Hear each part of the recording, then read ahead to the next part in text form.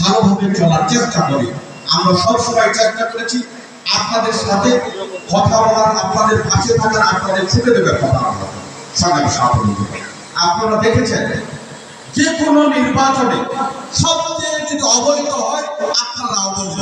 কারণটা কি জানেন?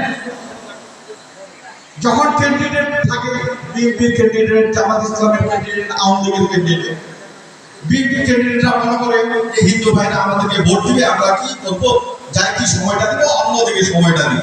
আমাদের নেতারাও তখন আমরাও পাশ কাটে যাই। আর আওয়ামী লীগ যখন আসে তখন আওয়ামী লীগ করে এরা তো আমার বান্দা ভোট, এরা লোকে কেন যাবো, আমরা অতি যাই। ওই দিন তো আপনারা অবলিত।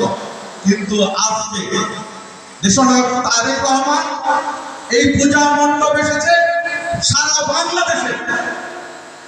আজকে আপনারা যদি চিন্তা করেন, রংপুর বিভাগে ৩,২৫৫টি মন্দির আপনাদের